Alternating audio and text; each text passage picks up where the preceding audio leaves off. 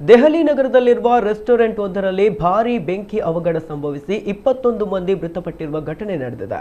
ಇಂದು ಬೆಳಗ್ಗೆ 6 ಅಂತಸ್ತಿನ ರೆಸ್ಟೋರೆಂಟ್ನಲ್ಲಿ ಏಕಾಏಕಿ ಬೆಂಕಿ ಕಾಣಿಸಿಕೊಂಡಿದ್ದು, ಆರಂಭದಲ್ಲಿ ನೆಲಮಹಡಿಯಲ್ಲಿ ಹೊತ್ತಿಕೊಂಡ ಬೆಂಕಿ ಕ್ಷಣಾರ್ಧದಲ್ಲೇ ಮೇಲಿನ ಮಹಡಿಗಳಿಗೂ ವ್ಯಾಪಿಸಿದೆ. ಈ ದುರಂತದಲ್ಲಿ 21 ಮಂದಿ ಮೃತಪಟ್ಟಿದ್ದು, ಅವರಲ್ಲಿ ಕೆಲವರು ವಿದೇಶಿಗರಾಗಿದ್ದಾರೆ ಎನ್ನಲಾಗಿದೆ. ಇದುವರೆಗೆ 37 ಮಂದಿಯನ್ನ ರಕ್ಷಿಸಲಾಗಿದ್ದು, ಹಲವರ ಸ್ಥಿತಿ ಗಂಭೀರವಾಗಿರುವುದರಿಂದ ಸಾವಿನ ಸಂಖ್ಯೆ ಇನ್ನಷ್ಟು ಹೆಚ್ಚಾಗುವ ಸಾಧ್ಯತೆ ಇದೆ ಎಂದು ಮೂಲಗಳು ತಿಳಿಸಿವೆ. ಘಟನೆಯ ಮಾಹಿತಿ ತಿಳಿಯುತ್ತಿದ್ದಂತೆ ಅಗ್ನಿಶಾಮಕ ದಳದ ಸಿಬ್ಬಂದಿ ಸ್ಥಳಕ್ಕೆ ಧಾವಿಸಿ ರಕ್ಷಣಾ ಕಾರ್ಯಾಚರಣೆ ಆರಂಭಿಸಿದ್ದು, ಬೆಂಕಿಯನ್ನ ನಿಯಂತ್ರಿಸುವಲ್ಲಿ ಯಶಸ್ವಿಯಾಗಿವೆ.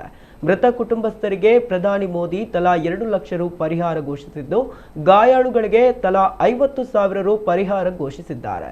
ಈ ಕುರಿತು ಪಿಎಂ ಕಚೇರಿ ಎಕ್ಸ್ನಲ್ಲಿ ಮಾಹಿತಿ ಹಂಚಿಕೊಂಡಿದ್ದಾರೆ.